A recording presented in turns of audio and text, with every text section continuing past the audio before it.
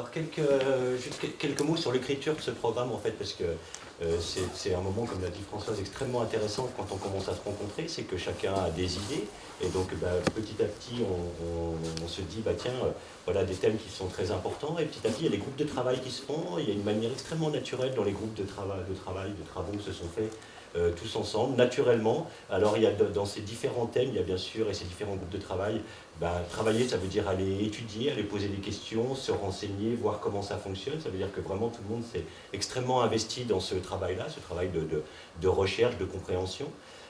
Ensuite, il y a une organisation de ces différents thèmes entre ceux qui sont directement du quotidien, ce qui est plutôt à moyen terme et ce qui serait plutôt une projection. Donc on s'aperçoit qu'en fait il y a plusieurs niveaux de travail. En plus, il y a des moments qui sont très intéressants parce qu'on peut être tout à fait dans une journée de réunion qu'on a eue ensemble où on va parler d'avenir, d'un projet par exemple d'urbanisme, mais en même temps, ce jour-là, il y a un problème de pollution d'air très marqué à Chamonix, et donc tous nous arrivons avec notre quotidien, c'est-à-dire aujourd'hui l'air est pollué, et donc du coup, il y a vraiment des mouvements qui se font au début d'une construction de programme entre ces moments de quotidien et ces moments de projection.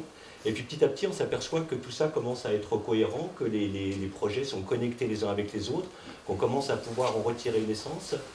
Ça devient très intéressant parce qu'on peut commencer à écrire ce qu'on appelle une vision. Alors à partir de ce moment-là, on se dit, ça y est, on est impliqué, on est engagé. C'est très important à ce moment-là de rester très très raisonné et de ne pas faire un catalogue, parce qu'il est assez facile en fait de faire un catalogue de propositions et puis de se dire si demain on y est, en fait tout ça, ça ne tient pas la route. Donc en fait l'ensemble de nos projets que vous allez découvrir et de nos thèmes en fait sont mesurés, sont réalisables avec bien sûr ces échéances court, moyen et long terme. Ils tiennent tous ensemble et ça fait une vision qu'on a envie de partager avec vous, qui va, j'espère, vous donner moyen à réfléchir ce soir. Cette vision, Xavier, dans l'introduction du programme, en fait, conclut en disant « changeons d'air » avec un jeu de mots sur l'air qu'on respire et l'air du nouveau siècle. Et c'est comme ça qu'en fait, on a tous avancé ensemble pour vous proposer ce programme. On n'imposera rien, on le fera ensemble. Je veux dire, parce que j'ai vu ça à la Compagnie des Guides. Je crois que François pourra en parler dans une entreprise. On ne fait rien contre ces services, on fait avec. Donc l'idée, c'est ça. Hein. Oui, exactement. Moi, ce que j'ai vu dans des entreprises, quand j'ai eu à reprendre des entreprises qui n'allaient pas bien, et c'est que j'ai eu des entreprises, les gens m'ont dit oui, tu verras, les équipes, elles sont démotivées, elles valent rien, les types sont pas bons. Et on est arrivé à faire de ces entreprises des choses extraordinaires.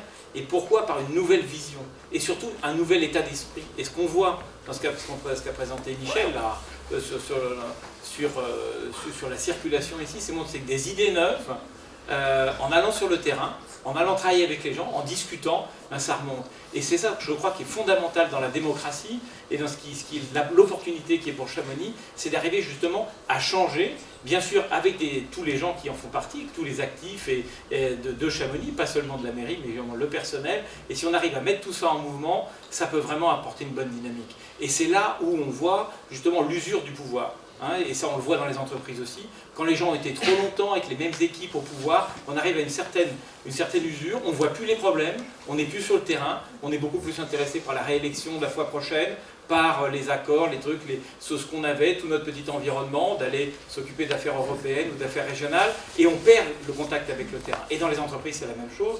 Et donc, ce qui me fait très plaisir, c'est de voir la qualité des équipes que vous aviez, et cette animation, ces idées qui arrivent là. Et c'est pour ça que je me dis que dans Chamonix, il y a énormément de choses à faire. On a parlé de finances, on avait beaucoup parlé avec Jean, mais il y a de quoi, on a parlé de dépenser, mais je crois que si on se met ensemble, on peut vraiment arriver à dépenser moins et de travailler mieux en faisant des projets qui sont vraiment utiles aux gens. Merci. Pourquoi est-ce qu'on évoque 500 places assises? Ce n'est pas forcément une volonté, c'est parce que ça sort d'un audit qui a été fait sous Michel Charlet d'abord, ensuite que Éric Fournier a ressorti, a voulu remettre d'aplomb. Donc effectivement, il y a une jauge qui a été définie pour 500 places assises.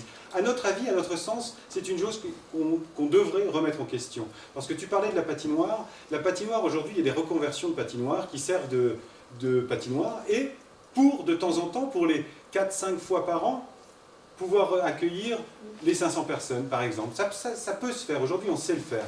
Le jour où on va rénover cette patinoire, ça va coûter beaucoup d'argent. On ne sait pas bien à quel moment le faire. Il faudra trouver vraisemblablement des partenaires. Eh bien, peut-être là, on arrivera non pas à une jauge à 500 personnes, on pourra en faire un zénith si on veut. Parce qu'une patinoire, ça peut accueillir 1000 personnes assises. Et c'est encore plus grand que ce qu'on peut imaginer. Donc, pourquoi les 500 personnes? Tout simplement parce que ça sort d'un audit. On n'a pas envie d'être contre quelque chose. Il y a un audit qui est fait, il y a un vote qui a été fait, il y a une place de 500 personnes qui est en place. Donc on se dit, bon, ok, on va pas être... on va pas aller à l'encontre de ça. En tout cas, on va se dire, en tout cas, c'est possible de faire différemment. Voilà pourquoi les 500 personnes. Maintenant, la coupole, à mon sens, pour Chamonix, à notre sens, et ça peut se discuter, ça va se discuter, les 500 places assises, c'est 4 fois par an. C'est 4 fois par an, c'est tout. On est en train de partir sur un gros bâtiment qui va coûter aujourd'hui de l'ordre de 10 millions d'euros. Ils n'ont toujours pas osé l'annoncer. Ça fait 2 ans que c'est voté. On n'a toujours pas vu la bribe d'une esquisse, ni d'un schéma financier. On n'a rien vu de cette salle, à part que c'est un joli cristal qui va s'installer sur une partie de la place de la ville qui a déjà été traitée, qui a déjà coûté... Il faut quand même savoir que ce traitement de surface, c'est pas gratuit. Ça coûte 600, 700 000 euros, ce genre de choses. Pourtant, il n'y a rien, il n'y a pas un seul équipement, c'est juste de la surface, de surface, voilà. Et bien, on va démolir ça pour construire un bâtiment dessus.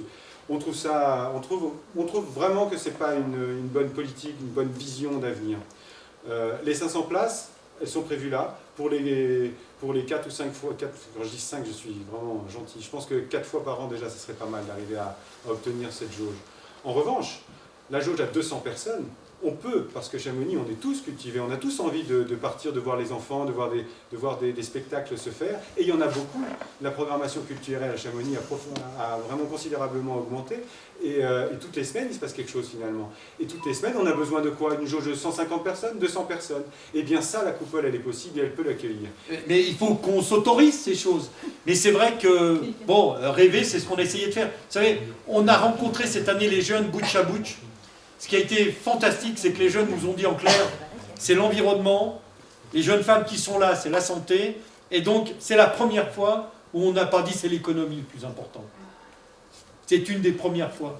Donc il faut peut-être profiter de ce côté, de se dire qu'économiquement on va bien, pour penser au reste, quoi. Parce que moi, j'avais jamais entendu, et même là, si la saison, je pense, est plus compliquée qu'elles ont été, on n'est encore pas si mal. Et on a en plus quelque chose qui peut être une saison touristique tout au long de l'année ici. Puisqu'on a Genève pas très loin, on peut organiser des choses. Donc si on est dans cette situation-là, c'est la première fois. Donc ça veut dire la qualité de vie, mieux recevoir, voilà, c'est ce qu'on essaie. C'est ce qu'on est venu vous proposer ce soir.